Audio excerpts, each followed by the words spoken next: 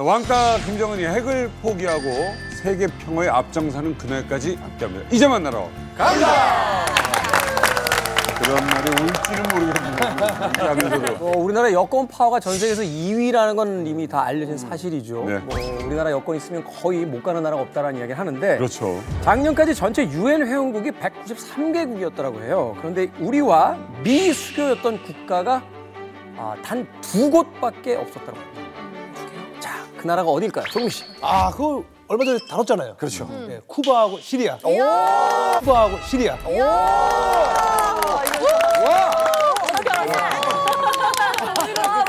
쿠바 시리아 작년 2월에요. 한국과 쿠바가 그런데 드디어 수교를 맺었고 올해 4월 UN 회원국 중 마지막 미수교국이었던 시리아까지 수교를 맺었습니다. 그래요? 자, 이로써 북한을 제외한 전부와 수교를 맺게 됐습니다. 네. 엄청난 거죠. 어마어마하네. 대한민국이 빨리빨리의 나라잖아요. 예, 그래가지고 저희가 작년 2월에 수교를 맺었습니다. 쿠바와. 네. 예, 불과 14개월 만에 양국의 대사관이 어떡해, 북한 너무 짜증나겠다. 약 올리는 거 최고인데? 열받아, 열받아. 어떡해, 김정은 너무 짜증나겠다. 혁명의 땅에. 사실 엄청난 일이죠. 왠지 북한이랑 친해서 깨림칙한 곳이 쿠바였는데 이제는 그런 관계가 아니라 정식으로 양국의 대사관이 생기고 정식으로 수교를 맺어서 이제 떳떳하게 여행해도 되는 정상 국가 관계가 된 겁니다. 특히나 1월에는 쿠바에 우리나라 대사관이 벌써 문을 열었고요. 그리고 쿠바도 서울역 인근에 대사관을 오픈을 했습니다. 4월에 문을 열었습니다. 이야. 그러니까 이제는 양국이 어여치 대사급 정상 외교를 맺는 국가가 됐다라고 보면 되는 거죠. 오늘 쿠바 얘기하려면 어렵게 모신 분이 있습니다. 한국, 쿠바 이 수교 스토리를 누구보다 잘 알고 있고 앞으로 이게 어떻게 발전되면 좋을지 이야기를 해주실 분입니다. 북한 외교관으로 온갖 대한민국의 이 쿠바와의 관계를 망가뜨리기 위해서 수없이 노력하신 항해 공작을 할 수밖에 없었던 분이십니다. 그리고 현재 한국에서 국가안보전략연구원 책임연구원으로 재직 중인 전 주 쿠바 북한 외교관 이일규 참사님 모셨습니다. 어떠세요? 이게 대한민국 땅에 쿠바 대사관이 열린다는 진짜 감회가 새로우실 것 같은데. 이게 그동안 이제 끊임없이 한국에서 이제 쿠바의 수교를 시도를 했지만 조금이라도 이제 한국이랑 수교할 기미만 보이면 북한이 나 같은 사람들이 나서서 악랄하게 방해 책동을 하고 해서 이제 오늘까지 수교를 못하게 했어요. 근데 제가 대한민국에 2023년 11월 달에 왔는데 2월 14일 날 아주 기억 날짜도 이제 잊어 안 먹어요. 2월 14일 날 수교했습니다. 아침에. 수교했다는 게 발표가 됐어요. 저는 굉장히 충격을 많이 받았습니다. 하려고는 생각했는데 그렇게 빨리 하려고는 생각을 못했어요. 한국 대 북한이 체제 경쟁에서 북한이 완패한 또 하나의 계기라고 이제 말씀을 드리겠습니다. 제가 이제 그 쿠바에 이제 한국 대사관 개설대가 나갈 때 외교부에 가서 자문도 했어요. 이제 어떠한 주의할 점이 뭐고 어떠한 지역의 대사관을 개설하는 게 좋겠다 뭐 기타 등등 여러 가지 자문을 결국은 그 지역에 했더라고요. 대사관을 내야 하더라고요. 미라마르라고 하는 지역에 대사관을 내야 하는데 제가 이제 사진을 봤어요. 사진을 보니까 딱 어딘지 알겠더라고요. 거기는 어떤 곳이에요? 미라마르라는 게 이제 1950년대 이전에 쿠바는 미국의 뒷동산이었잖아요. 미국의 뒷동산이었고 미국 사람들이 많이 와 살았는데 그 지역이 제일 잘 사는 지역이었습니다. 부유한 지역이고 그래서 거기에 이제 대부분 외국 대사관들이 다 거기에 있어요. 캐나다, 뭐 영국, 뭐 기타 이제 거기에 들어가 있는 대사관 중에 한 80% 이상은 다 미라마르 지역에 배치가 되어 있습니다. 그러다 보니까 거기 대사관들이 많고 대사관들이 많다 하니까 대사관들이 호상 소통하기도 좋고 굉장히 그 환경도 깨끗하고 조용하고 가뜩이나 아름다운데 그게 더 아름답거든요. 그런 지역에 이제 대한민국이 우리를 태극기를 건 겁니다. 여기 조그만 이렇게 만처럼 돼 있는 게 있잖아요. 거기를 기준으로 해서 이쪽으로는 베다도 지역이라고 하는데 중심구역이고 북한 대사관이 있는 거죠? 그렇죠. 예. 그리고 그 마늘 중심으로 이쪽 지역이 다 이제 그 미라마를 지역인데 네. 그러니까 대한민국 대사관이 있는 쪽에 바로 이제 비즈니스 센터가 있는 지역인데 저건 땅값이 굉장히 비싼 지역이거든요. 네. 정말 제가 그토록 가로막았던 그 한쿠 수거가 되고 그 실제 이제 증거물로 나온 대사관 한번 가보고 싶습니다. 외교관이나 뭐 고위급 말고 진짜 북한 주민으로서 봤을 때 쿠바는 진짜 우리 형제처럼 느껴지는 거예요? 저 쿠바는 저 어릴 때부터 교육을 어떻게 받았냐면 미국의 코앞에서 사회주의 보루를 지키는 나라. 그래서 우리랑 피의 색깔이 같은 나라. 예. 예. 그래서 그래서 얘네는 절대 변하지 않는 혈맹적 관계가 아주 두터운 나라였거든요. 쿠바가 만약에 배신했다 그러면 북한 사람들 배신감. 쿠바를 사실 북한에서는 꾸바라고 해요. 그래서 꾸바가 되게 익숙한데 사실 저는 이제 삼촌이 6현성의 그 무역진배를 탔어요. 그래서 삼촌이 그 꾸바에 가서 이렇게 여자랑 이렇게 팔 끼고 찍고 이제 결혼을 하셨는데 그래서 막 이쁜 여자랑 사진 찍고 그리고 뭐 삼촌이 뭐 그런 논이 사탕 막 그리고 뭐 시가 담배 가져와가지고 아빠한테 피라고 주고 막 그랬었거든요. 그래서 좀 그게 제일 가장 생각이 나요, 저는. 또 한 분을 모셨습니다. 저희가 북한이 쿠바와 아주 끈끈했던 1980년대 그때 북한 외교관으로 쿠바에 다녀오신 분입니다. 또 여기저기 또 관여를 많이 하신 분이세요. 네, 주 콩고 북한 외교관이었던 고영환 원장님 모셨습니다. 자, 한국과 쿠바가 이제 대사관을 개설했다. 감회가 새로우실 것 같습니다. 쿠바 하면 생각나는 게 뭐냐고. 네. 아마 평양 가서 물어보면 아마 대다수 사람들이 그럴 거예요. 쿠바시 양키노라는 말이 있어요. 쿠바시양. 쿠바는 좋고 양키는 나쁘다. 이제 쿠바 사람들이 하는 말을 쿠바시 양키노라 그러거든요. 그래서 쿠바는 정말 북한에게는 정말 그렇게 가까운 친구가 없어요. 경제구나. 완전히 그 뭐 러시아도 있고 중국도 있지만 이건 약간 좀 약간 어색한 면이 있는 그런데 쿠바는 정말 친구예요. 정말 어려울 때 서로 도와주고 그랬던 나라인데 이제 쿠바 수교 딱 했다는 소리 듣고 아마 북한 사람들이 야, 너 맞아. 이런 소리를 했을 것 같아요. 그러니까 가장 친한 친친이 배신을 한 거거든요. 진짜 그 정도라고. 북한 입장에서 보면 친친이 배신을 한 거예요. 저는 이 관계를 보면서 그때 1989년도 헝가리하고 첫 외교 관계를 했습니다. 동유럽 국가에서.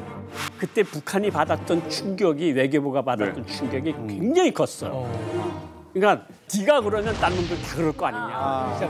이런 생각이 나고 그다음에 뭐 헝가리하고 된 다음에 뭐 자동차 부속품 공장 맞아요. 대한민국 경업이 물밀듯이 들어갔거든요. 그걸 바탕으로 해서 이제 동굴 앞에 나라들이 하나씩 다 변한 거 아니에요. 근데 이제 쿠바라는 건 정말 피도 나눠주고 정말 땀도 나눠주고 모든 것을 나눠주던 친구, 서로 도와주던 친구가 슬그머니 배신을 해버렸어요.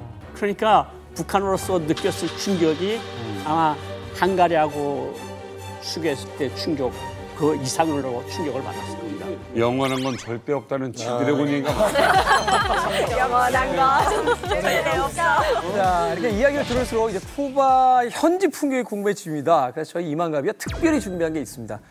바로 선 넘은 이만갑. 한국과 정식으로 수교를 시작했고 주 쿠바 한국 대사관까지 개설된 쿠바 현지 분위기는 과연 어떨 것이냐.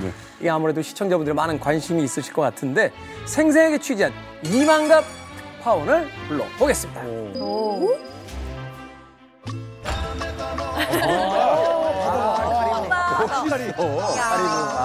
이게 오염이 안 된 느낌이죠. 실제로 그래요. 와, 참사님이 이런 곳에 계셨어. Soy el alma de un poeta que un buen día te cantó toda una noche completa y el que nunca te besó. Ahora Guantanamera que te entregue el alma entera y el que nunca te besó. Dame tu amor, Guantanamera, Guantanamera. 안녕하세요, 여러분. 지금 제가 서 있는 이곳은 쿠바 아바나 미라마르 지역 센트로 데 네고시오스 미라마르입니다. 저기 보이시죠? 바로 저 건물 3층에 주 쿠바 대한민국 대사관이 있습니다. 뭐야, 여자관인가? 태극기가 전력입니다.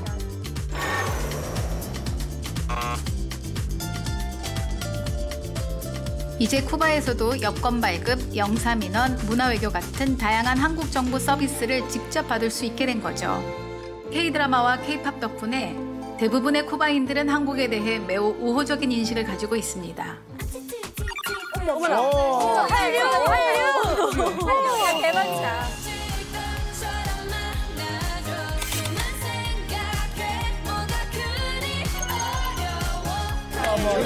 우리 K-팝.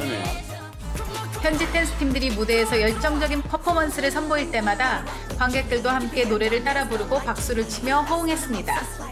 안녕하세요. 저는 다얀입니다. 저는 20살이에요. 너무 잘해.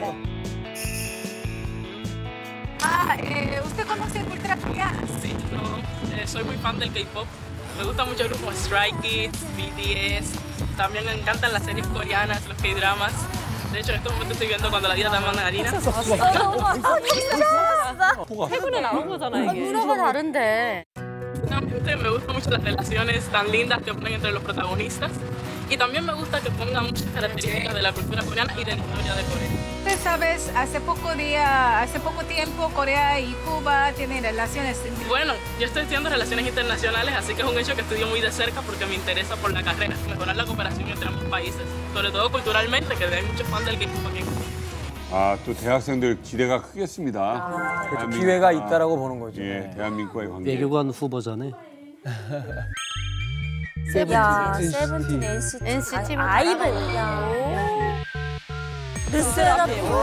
르세라핌 나도 좋아해. ¿Saben K-pop? Bueno, más mis hijas fundamentalmente. Estudiaba coreano en un proyecto que hay cerca de la casa para aprender la cultura, la civilización y el idioma de lo más importante. 아니 얼마나 신기한 일이에요. 쿠바 사람이 세상에 한국 노래 따라 부르고. 최근에 그 영화제도 굉장히 활발하게 하고 있어요, 쿠바랑. K 문화가 진짜. 그러네요. 한글 학교.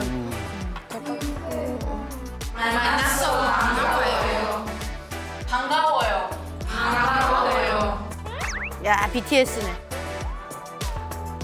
한국어 학교 학생들은 수교 발표가 있던 날 서로 전화하고 축하하며 진짜냐고 몇 번이나 확인할 정도였죠. 처음에 소식을 들었을 때 cuando escuchaste la noticiera, ¿cómo tú te sientes? 소식은 너무 좋아서요. 선물일 것 같았어요. Pienso que para la escuela va a ser de gran ayuda, un buen beneficio y más para los estudiantes que a lo mejor pueden tener como que, porque Cuba se beneficia también de las cosas que producen en Corea del Sur. Tener una embajada también sería una fuente de empleo. 하려고 못하는 짓이 없네.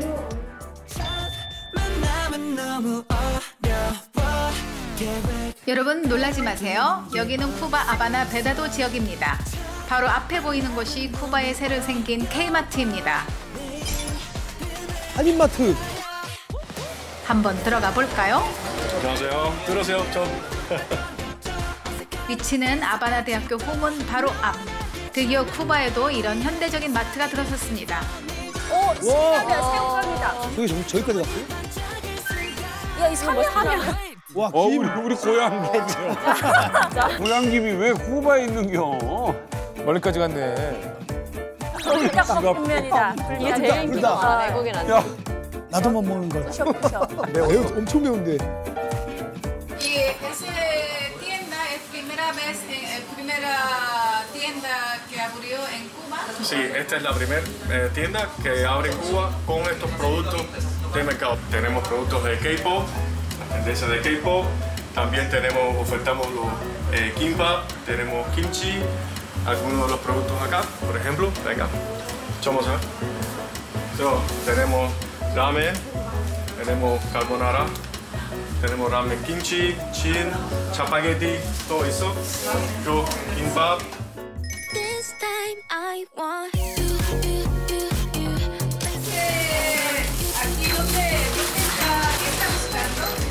Estábamos buscando las aguas saborizadas, que están muy buenas.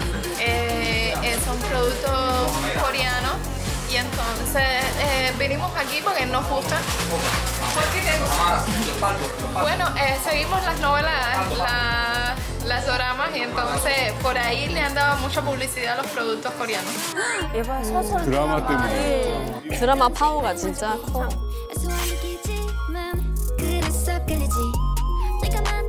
Aquí, cuando está la parte de tajín, rompes así. Lo echas primero acá y le echas agua por aquí más o menos. Y con este palito no se vuelve. Es sencillo eso. Pero primero echarlo acá y después el agua. Muy sencillo.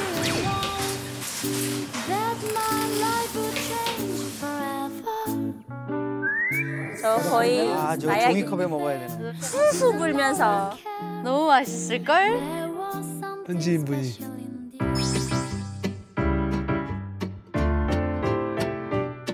쿠바에서는 교민들은 어떻게 이 K마트를 이용하나요?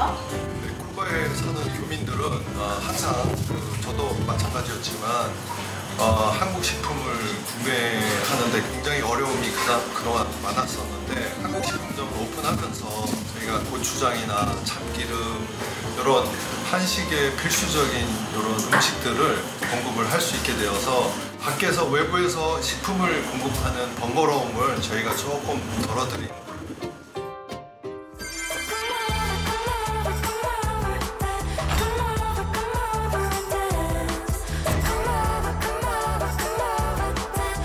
Esta tienda fue un sueño de muchas personas porque realmente en Cuba el movimiento de personas que les encanta, o sea, conocen de la cultura culinaria, de la comida coreana, estaban muy deseosos de abrir un mercado de este tipo acá en Cuba. 오늘 한국 쿠바 수교 관련해서 현지 반응을 살펴봤는데요. 앞으로도 다양한 문화 교류를 기대하며 여기서 선 넘은 이완갑을 마치도록 하겠습니다. 좋은 일입니다. 이일기 참사님 오랜만에 쿠바 모셔왔습니다. 어떠십니까?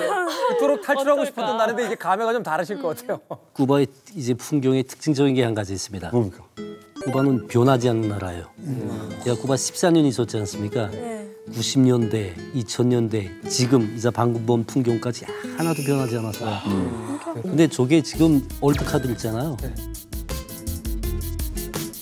껍데기만 올드카지 안에 내장은 다 현대입니다. 타이어도 한국 타이어고 이게 이제 60년 이상 이 차가 못 뛰는 거예요. 다 이제 싸가서 다 끊어지고 하다니까 기관 엔진을 다 내리고 이제 한국 현대 차들 다 지금 안에 이제 계기판까지 다 메드 인 코리아 계기판 달고 다니고. 프로그램 보고 혹시 관광 가실 분들이 있어서 저 조언을 좀 해드리면 사진 찍는 것까지 좋은데요. 빌려서 타진 마세요. 너무 뜨거워서요. 저 오픈카 타고 나가면 15분 지나면 정수리가 익습니다. 사진 찍을 때 풍광은 너무 예쁜데 탈 때는 가능하면 뚜껑이 좀 있는 걸 타시는 게 낫습니다. 또 하나의 비극이 뭔 줄 압니까? 뭐예요? 쿠바 관광객들을 이제 그때 한국이랑 수교하기 전에 유일하게 이 나라에는 북한 대사관밖에 없다 하니까 북한 대사관이 완전히 관광 코스가 됐습니다. 저 올드카가 이제 출발하는 지점이 우리래. 딱 200m 떨어져서 타가지고 오면서 북한 대사관부터 찍어요. 찍고 돌아가서 이제 한 바퀴 이렇게 도는 건데 진짜 여기 이거 꼬꼬라고 하는데 이게 익습니다. 너무 굉장히 조심해야 돼요. 생각했던 것보다 뭔가 지금 막 궁금증이 막 솟아나지 않습니까? 쿠바에 계신 분을 지금 이 시간에 연결을 한번 해보도록 하겠습니다. 이게 시간차 그러네요. 2시간 정도 나는 곳인데 저희 이만갑을 위해서 지금 준비를 하고 계십니다. 영상 속에서 뵀던 그 유명한 모든 게 다 있는 그 마트의 사장님이시자 쿠바 한인회 회장님이신 정은 한인회 회장님을 연결하도록 하겠습니다. 여보세요. 네, 안녕하세요. 반갑습니다. 저는 2011년에 처음 그 코트라 주재원으로 쿠바에 발령을 받았다가 2017년에 한국으로 귀국 후에 2년 후 2019년 4월에 쿠바에서 뭔가 제2의 인생을 살아보고자 지금 현재 정착해서 현재 그 한국 식품점을 운영 중인 정훈이라고 합니다. 반갑습니다. 우리나라 그 교민들은 혹시 교민분들 몇 분이나 되시나요? 현재 쿠바의 한국 분들은 대략 한 30명 정도 되고요. 그거밖에 안 돼요? 너무 적은데? 관광객은 많이 가지만 사시는 분들은 교민은 많지 않네. 분이 이제 현지인과 결혼해서 현지에서 자영업을 하시는 분들도 계시고 이제 은퇴 후에 봉사 활동으로 이제 쿠바에서 계신 분들도 계시고 그밖에 지금 뭐 코트라, 주재원 전부 해서 한 30명 정도 됩니다. 아니 그러면 이 장사는 좀 잘 되시나요? 아니면 뭐 한국 제품 중에 뭐가 많이 좀 나가요? 여기 한식품점에 오시는 분들한테 여쭤보면 한국 드라마에서 본 제품, 한국 드라마에서 본 커피, 그리고 컵라면, 뭐 드라마에 나왔던 소주, 라면, 뭐 심지어 이제 드라마에서 그 폭탄주를 마시는 거는 아니지. 보시고는 직접 그 소주를 사셔서 집에서 맥주랑 섞어서 폭탄주를 드시는 그렇죠. 우리나라 드라마에서는 소주 안 나오는 드라마는 없잖아요. 사실 저희가 그 물류비가 좀 비싼 편입니다. 쿠바로 들어오는 물류가 비쌀 수밖에 없는데 그래서 이제 좀 비싼 가격에도 불구하고 왜 이렇게 많이 이제 자주 오고 많이 사느냐 여쭤보면 본인들은 이제 비싸도 상관없다. 하여튼 한국 물건을 가져와만 달라. 뭐 이런 분들이 많이 계실 정도로 북한이네 완전. 그러게. 그러니까. 한국 식품이 여기서 인기가 아주 좋습니다. 야, 대단합니다.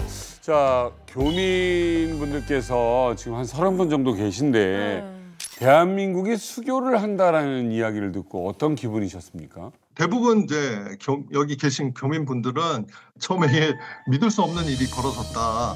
뭐 이런 반응이 사실 대부분이고 사실 저도 요즘 대사관 옆에 이렇게 운전하고 가다 보면 이제 태극기가 걸려 있는데 비현실적인 느낌이 많이 들거든요.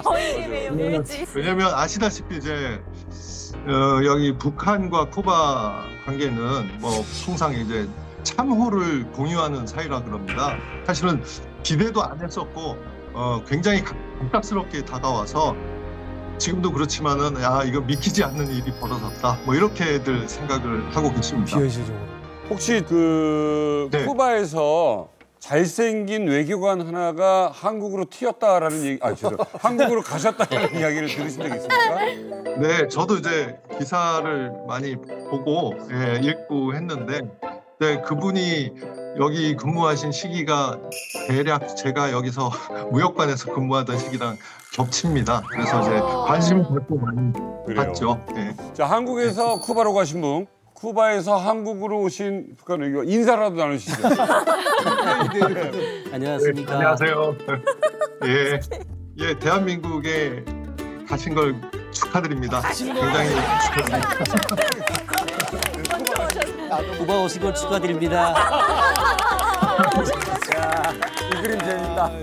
자, 어쨌든 그쪽에서도 북한 외교관이나 뭐 그런 대사관 직원들 보시겠어요? 지나가다 보면. 외국인들 같은 경우에는 이렇게 뭐 생필품 구입하러 가는 장소가 뭐 일정하게 정해져 있기 때문에 사실 굉장히 자주 뵀습니다. 어디서 많이 뵀냐면은 배다도 대사관, 북한 대사관 근처에 야채 가게 큰 데가 하나 있습니다. DSC 누에베 이 배라고. 거기서 갈 때마다 사실 저는 많이 뵀습니다. 북한 분들을. 인사도 하십니까? 직접 이렇게 얘기를 나눈 적은 없고요. 예. 2호점은 내실 겁니까? 예, 2호점 벌써 준비 들어갔습니다. 네. 아마 올 금년 중에 아마 오픈을 할 것 같습니다. 저 거지네요. 그래요. 회장님 사마점도 가야죠. 13시간 시차에도 연결해 주신 우리 정훈 쿠바 한인 회장님 고맙습니다. 감사합니다. 네, 감사합니다. 시기를 딱 맞춰서 진출을 하신 것 같아요. 그러네요. 그러니까 예. 학교를 거의 예견한 듯이 정말 좋은 시점에. 그러네요. 자, 우리 이제 정훈 한인 회장님과 연결을 통해서 쿠바 현지 이야기를 생생하게 들어봤는데요. 쿠바가 도대체 왜 지금까지 우리와 이런 수교를 미뤄왔던 건지. 쿠바가 1959년 1월 1일 혁명 승리했잖아요. 피델 카스트로가 실제 혁명 승리한 다음에 제일 먼저 방문한 나라가 미국이었어요. 그다음 미국에서 이제 쿠바 혁명을 이제 정통적인 걸로 인정을 안 해주고 쿠데타로 이제 낙인을 해버리면서 피델 카스트로가 돌아와서 이제 미국인들을 소유하고 있던 토지, 공장 이거 다 국유화해버립니다. 그러다 보니까 이제 쿠바의 망명이 수많은 사람들을 망명을 했는데 그게 정복위한 사람들 많이 뛰어갔어요. 그 사람들은 이제 그 크게 두 가지를 했는데 하나는 피델 카스트로 신변의 테러 위협에 대한 정보, 두 번째는 쿠바 체제를 반대하는 미국의 군사적 행동을 사전 족발해서 보고할 때 대한 사명을 띠고 갔는데 쿠바에서 미국으로 망명했던 사람들을 미국 정부가 이제 고용해가지고 고용병들이 침공을 했거든요. 이 사람들을 위해서 이제 피그만 작전이 사전에 이제 쿠바 정부가 알고 있었고 피그만이라는 건 이제 돼지 코 비슷하게 많이 생겼다고 해서 이제 피그만이라고 하고요. 이제 그게 다 늪지대거든요. 이제 늪지대를 이용했거든요.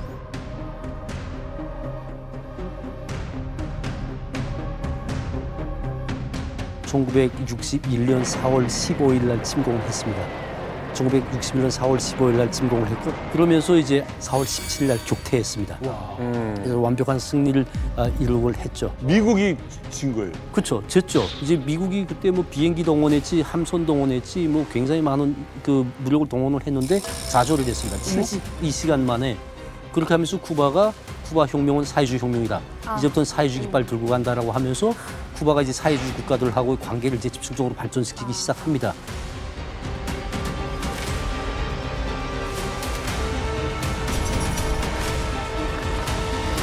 미국이 쿠바 뭐 우리나라 구 3개만 하다는데 졌어요?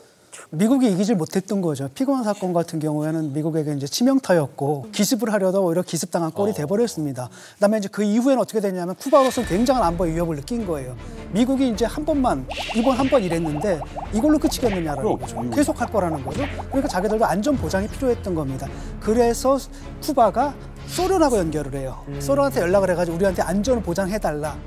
근데 역시 뭐겠습니까? 안전을 보장하는데 최고는 핵무기죠. 그러니까 소련의 입장에서는 굉장히 좋은 거죠. 왜냐하면은 저쪽에서 쏘는 것보다 쿠바에서 쏘게 되면 이건 시간이 문 앞 바로 가깝대. 그렇죠. 이거는 뭐 대처할 시간 자체가 없는 거거든요. 그래서 그 요청을 하게 되고 미국으로서는 도저히 참을 수가 없는 거죠. 왜냐하면 대처할 시간 자체가 없으니까. 그래서 그때 전 세계가 핵전쟁 공포했던 적이 있습니다.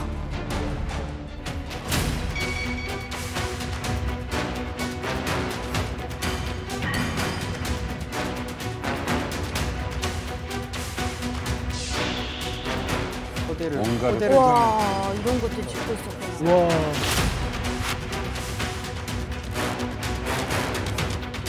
It shall be the policy of this nation to regard any nuclear missile launched from Cuba against any nation in the Western Hemisphere as an attack by the Soviet Union on the United States, requiring a full retaliatory response upon the Soviet Union.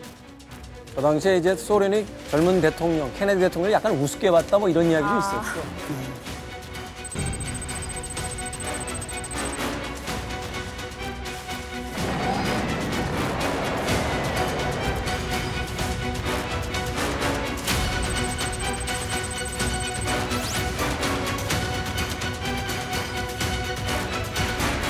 자, 소련이 여기에서 한 발을 빼죠.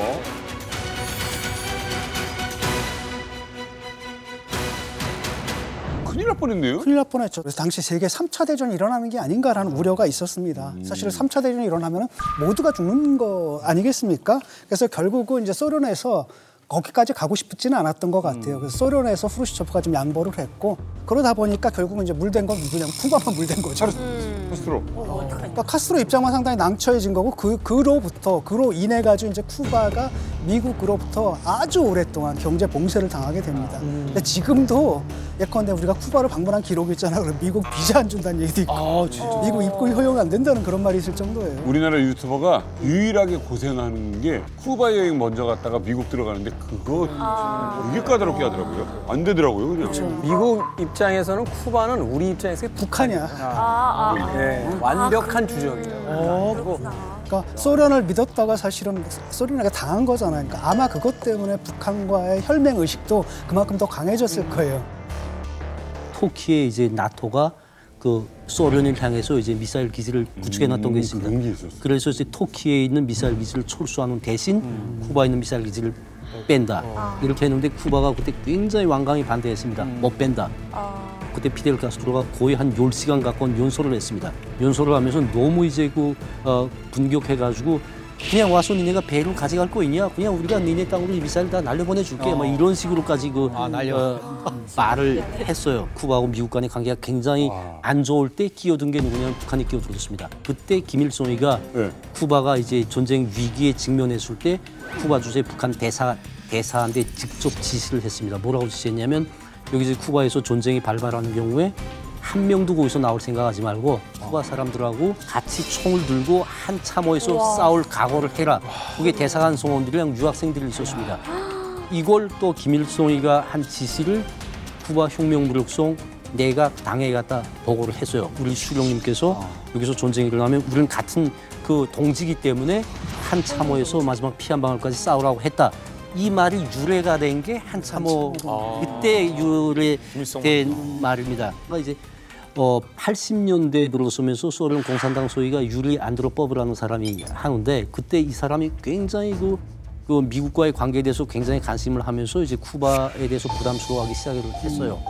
부담스러워하기 시작하면서 이제 공개적으로 뭐라고 했냐면 만약 내일이라도 당장 미국이 쿠바를 군사적으로 공격한다면 너네는 스스로 너네를 지켜야 한다. 1990년대 피델 카스트로가 자서전에 반영한 내용입니다. 그때 당시 이게 극비를 내셨어요. 왜냐하면 이게 공개된 경우에 쿠바 내부의 민심이 수용을 가지고 체제를 지키지 못한다라고 해서 극비를 간주를 하면서 이제는 우리가 미국이 군사적 공격받아도 자체를 지킬 수 없겠구나 해서 쿠바가 눈길을 돌린 게 북한입니다. 이거는 내 말이 아닌 피델 카스트로가 90년대 자서전에 쓴 내용입니다. 그때 우리가 다른 동지를 찾았다. 그때 우리 앞에 나타난 분이 바로 김일성 동지였다. 그때 김일성이 그 AK 소총 10만 종을 줍니다. 10만 종을 주고 그 10만 종을 다 무기가 닳아서 없어질 때까지 필요한 탄약을 같이 줬어요. 그게 바로 이제 쿠바가 한국이랑 수교를 안 하고 2000년대까지, 2020년대까지 유지할 수 있은 가장 그 밑바탕의 뿌리거든요. 쿠바가 이제 항상 북한 사람들이 이야기하는 게 뭐냐면 조선은 사회주의 동방초소, 쿠바는 사회주의 서방초소. 한 참호를, 북한 말은 전호라 그러는데 한 참호를 같이 쓰는 동지. 그러니까 쿠바에 대한 거는 굉장히 스토리가 많아요. 그러니까 예를 들어서 아프리카에서도 제가 갔던 나라에서 북한이 군사고문단이 지원해준 자이르군이 쿠바의 지원을 받는 앙골라군을 쳤는데 앙골라군이 박살이 나요. 그 앙골라 주재 쿠바 대사가 피델 카스트로한테 전화를 해요. 저 북조선군이 훈련준 군대가 우리 군대를 박살내고 있다. 피델 카스트로가 전화를 걸어요. 전화를 걸어서 김일성이 자는 시간이에요. 잔다 그러니까 무조건 깨워라. 김일성이 깨나요. 당신네 군대가 쿠바 군대를 박살내고 있다. 그러니까 김일성이가 노기 충천해가지고 당장 북한군 군사고문단 철수시키라. 이런 얘기들이 다 있는 거거든요. 그리고 60년대, 70년대, 80년대 보면 중남미에 사실은 북한이 가지고 있던 유일한 거점 국가가 쿠바밖에 없어요. 니카라과랑 베네수엘라는 다 후예고, 그러니까 아프리카는 거의 다 가졌댔고, 동남아에 몇 개 나라 있고 동유럽 나라들이 있는데 중남미에는 쿠바밖에 없는 거야. 그러니까 쿠바는 정말 대체 불가한 북한이 자원이에요.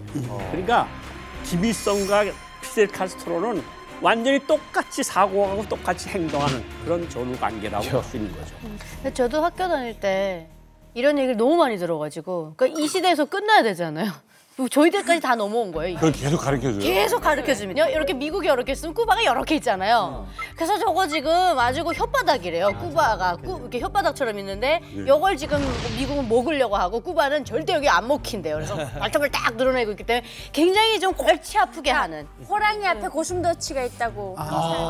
지도를 보면 그렇게 지도 이렇게 돼 있거든요. 그러니까 고슴도치가 가시를 세우고 있으니까 못 물잖아요. 그러니까 쿠바가 고슴도치 같은 나라라고 항상. 근데 이제 쿠바라고 하면 계속 이게 친숙하게 좀 들리는 게 뭐 어릴 때부터 TV를 켜잖아요. 그럼 이제 주말에 북한에 이제 평양도 좀 주말에 좀 유일하게 전기가 와요. 그래서 딱 앉으면 TV 앞에 앉으면은 막 김일성, 김정일 막 이런 막 그런 다큐멘터리 같은 거 있잖아요. 기록 영화 그런 것도 나오기도 하고 그리고 만경대 고향집 뭐 김일성이 고향집에 가면 쿠바 사람들도 진짜 많고 그리고 4월에 친선 그런 범축제 같은 거 그런 공연을 해도 쿠바 사람들 진짜 많이 와요. 그래서 정말 친숙하게 느껴지는 것 같아요. 그 이제 4월의 범 친선예술 축전이라고 해서 이제 세계 여러 나라 사람들이 와서 그 이제 김일성이나 그런 체제를 찬양하는 그런 축제가 있어요. 근데 이제 뭐 여러 나라에서 왔는데 쿠바에서 오는 사람들 저희가 항상 이제 눈여겨봤던 게 쿠바 말로 안 하고 이제 조선말로 해요. 노래를. 북한말로? 예, 북한말로. 근데 이제 그 미국 그 소울이 있는 사람들이잖아요. 노래를 다 R&B로 불러요. 이제 영광 김정현인데 영광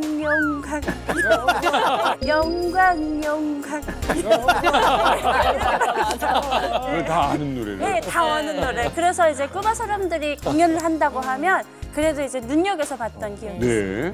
그 얼마나 두 사이가 끈끈했으면 제 기억에도 엄청 그 북한을 방문을 하면서 기록 영화를 막 만들어 놓고 그걸 막 인민들에게 보여주고 그래서 예. 수령님과 뭐 피델 카스트로의 그 관계는 혈맹을 뛰어넘는 예. 그런 관계다라는 걸 엄청 강조해서 세세대 교육을 했어요. 야, 도대체 어느 정도인지 한번 보시죠. 맨날 꿇어 안았는데.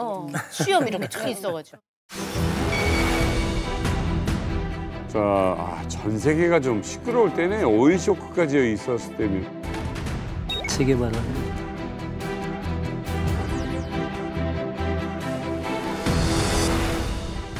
맞아 있어. 기억나. 이거. 쿠바 앞에 위기가 닥쳐올 때마다 기중난 말씀을 두시며 조선인민을 국가를 지지 통원하는데도 힘차게 불러일으키신 분이 김일성 동지시였습니다. 소총 10만 정과 탄약을 지원을 해줍니다. 감동받죠, 진짜.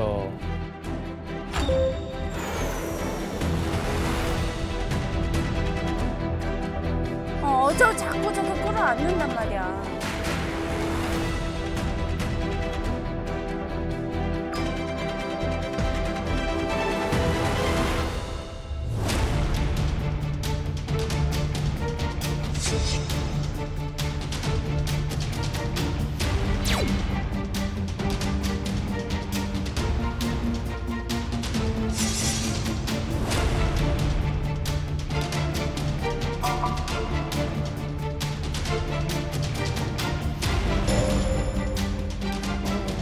또 왔어? 3대에 걸쳐서. 김정은까지.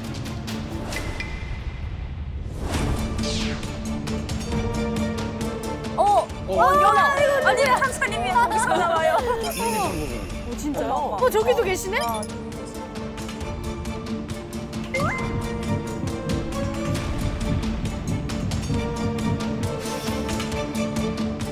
이 카스트로가 1986년도에 처음으로 와요.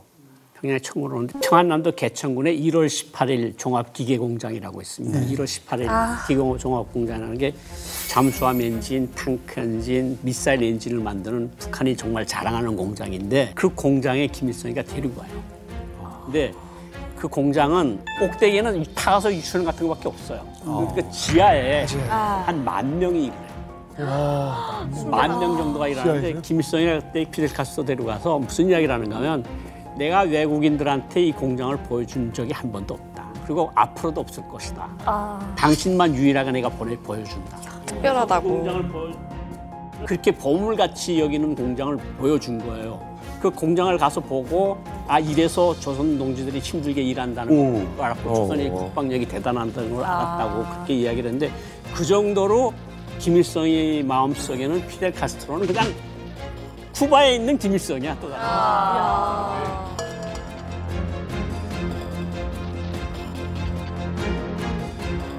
진짜 아무도 모르는 이 비밀까지 나눌 수 있을 만한 친구인데 사실은 그렇잖아요. 이 친한 친구면 어떻게 보면 뭐 그런 우정의 뭐 반지나 이런 것도 많이 하잖아요.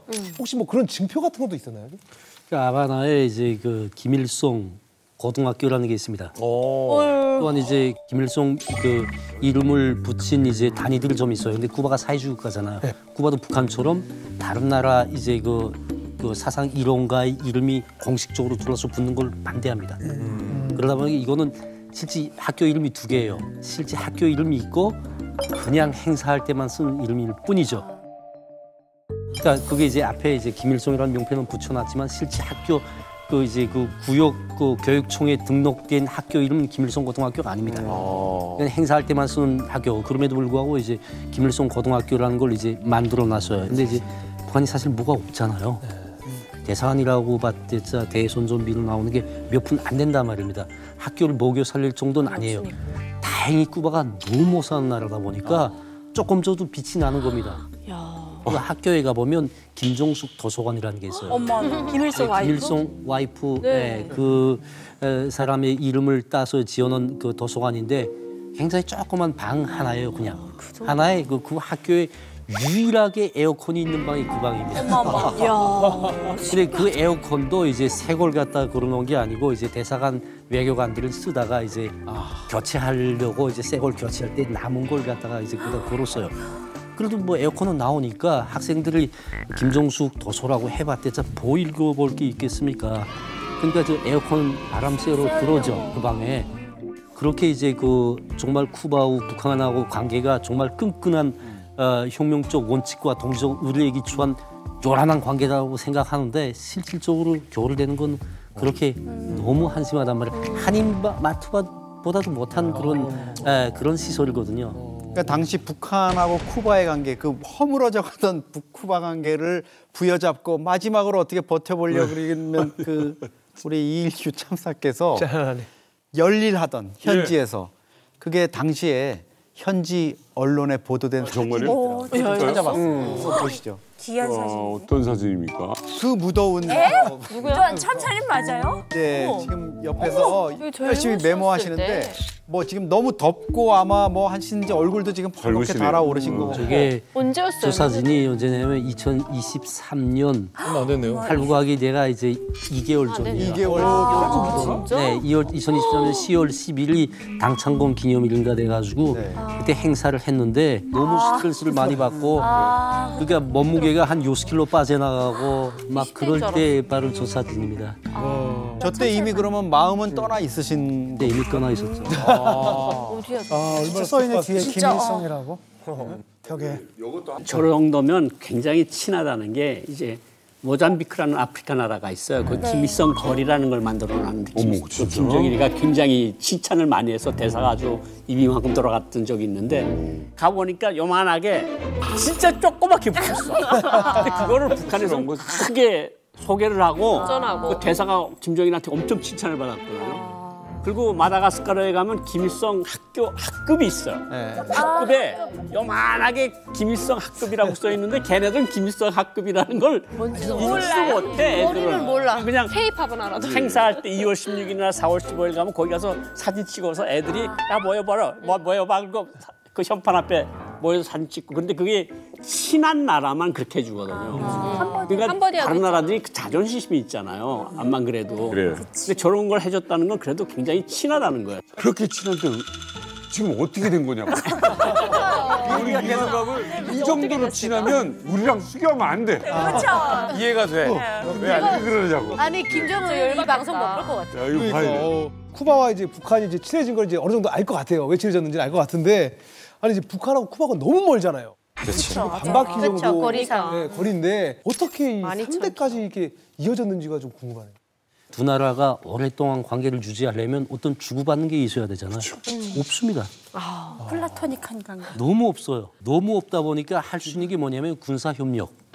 그거밖에 없네. 군사협력을 오랫동안 지속했는데 왜 쿠바가 북한을 이제 군사협력 대상으로 삼았냐. 쿠바는 다 러시아제 무기로, 소련제 무기로 무장을 했습니다.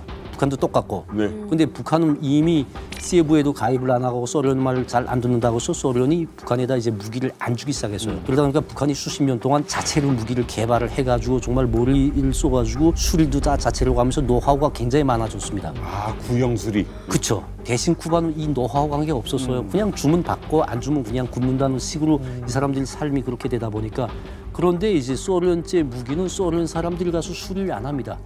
AS를 안 해요. 근데 소련제 무기를 독점적으로 AS한 나라가 어느 나라냐면 벨라루시. 벨라루시가 이제 전문적으로 소련 그 무기를 AS 해주는데 이게 벨라루시가 받아가는 돈이 굉장히 비쌉니다. 아 수리비가 비싸. 그러다 보니까 쿠바는 돈이 없지 하니까 눈길을 돌리는 게 북한 쪽으로 돌렸어요. 아 여러모로 필요했네. 벨라루시가 100만 달러 내라고 하면 우리 50만 달러를 해주겠다 하면서 둘 간의 이제 군사 협력 관계가 굉장히 끈끈해졌고 이제 쿠바 덕에 북한이 이제 많은 걸 빼갔죠. 그 와중에 수리해 준다고 하면서 기술적 도면도 빼가고 수리해 준다고 하면서 어떤 이제 그 부속도 빼가고 쿠바가 이제 보고도 사실 이제 눈 감아줬던 적도 많습니다. 왜? 이걸 조금 눈 감아줘야 이 수리비가 100만 불이 또 한 80만 불로 또 낮아질 수 있고 막 그런 관계니까 서로 조금씩 눈 감아줘야 가격 끝난 다음에 가격 흥정을 할 수 있잖아요. 아 이제 이해됐네. 그래서 사실은 그 쿠바가 한번 정말 국제사회에서 망신을 당한 적이 있는데 아마 일기 참사님 계실 때였잖아요. 그러니까 큰 이 북한 선박에 이 소련 전투기를 우리 지난번에 다뤘다. 분해해서 이제 북한으로 실어 가다가 이제 미국이 딱 잡은 건데.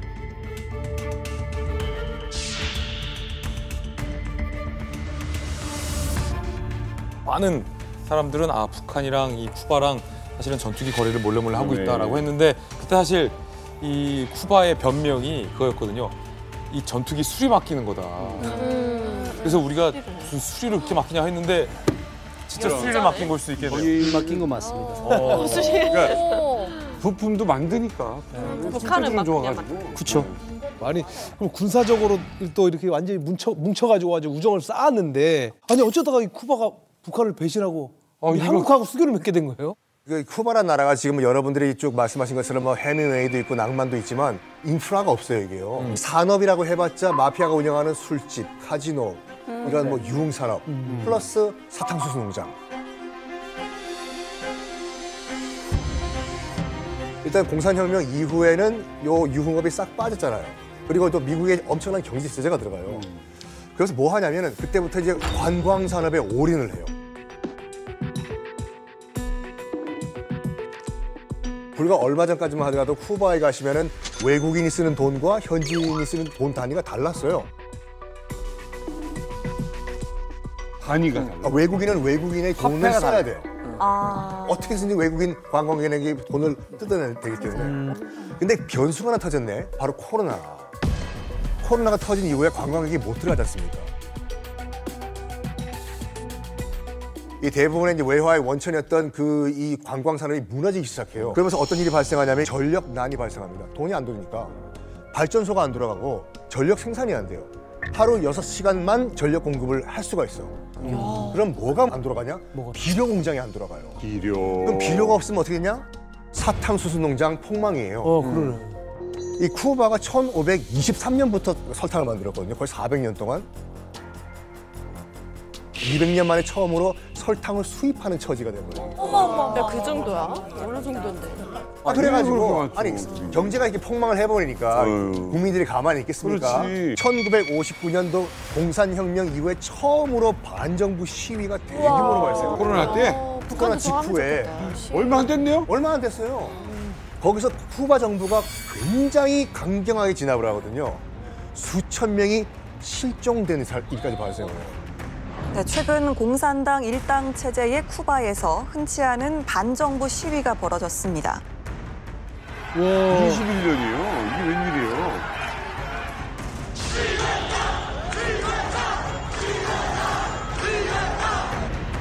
Tienen matándonos de hambre, toda La Habana entera se está derrumbando y estamos sin casa, sin nada. Tienen dinero para construir los hoteles, para construir de todo. Y a nosotros nos tienen pasando hambre. 야, 이런 영상이 북한에 들어가야 되는데. 네, 맞아. 쿠바가 이랬다고.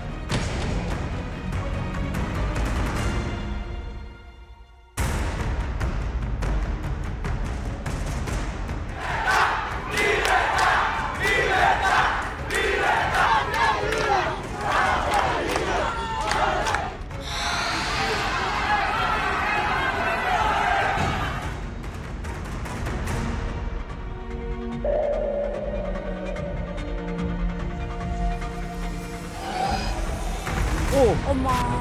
오!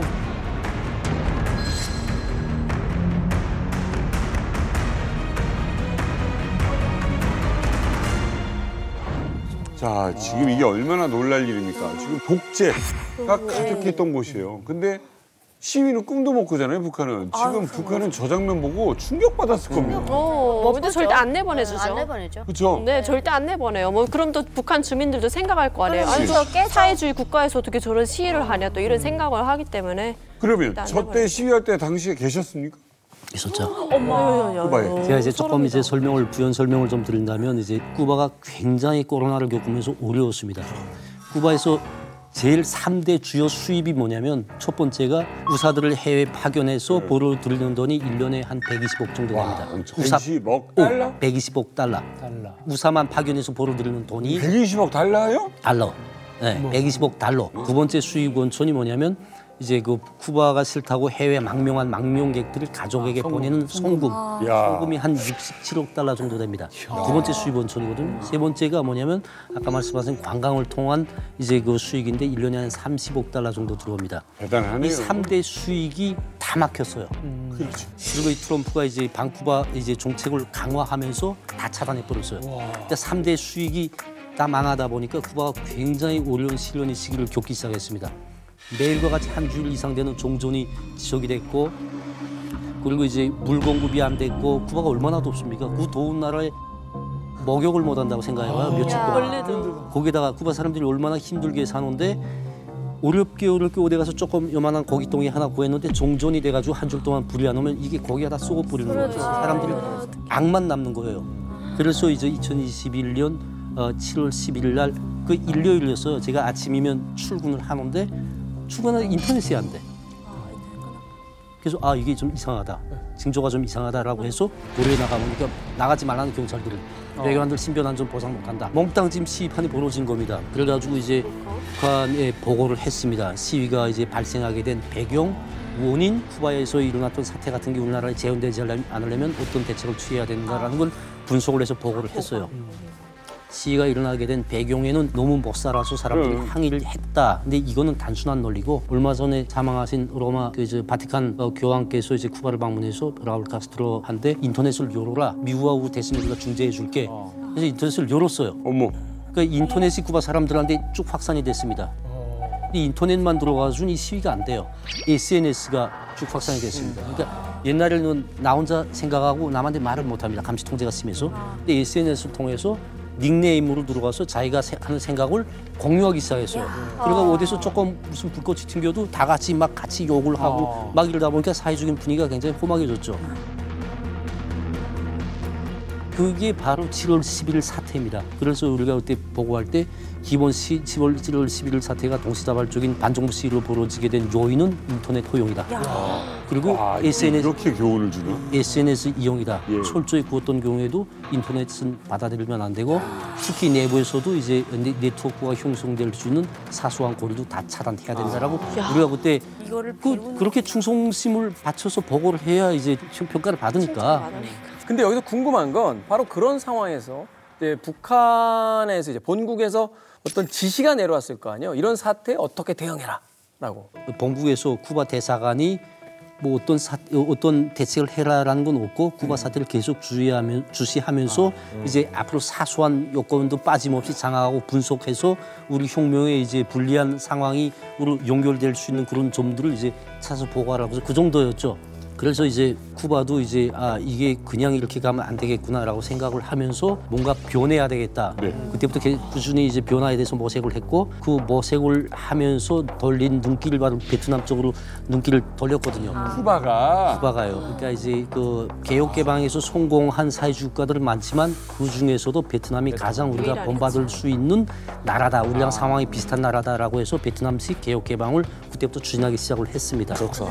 베트남도 뭐 사실은 실제로 관광객들이 가면 공산당 깃발 보는 거 이외에는 여기가 공산국가인가라는 의심이 들 정도로 사실은 이동의 자유도 뭐 보장이 돼 있고 뭐 상거래 같은 것들이 다 자본주의화돼 있으니까. 근데 이제 사회주의 국가에서 개혁 개방을 한 나라가 베트남만 있는 건 아니잖아요. 가장 대표적인 게 이제 중국이잖아요. 그런데 베트남식, 중국식이 아닌 뭐 베트남식을 꼭 그 연구해 보자라고 생각했던 특별한 이유가 있습니까? 왜 쿠바가 베트남 쪽으로 눈길을 돌렸냐?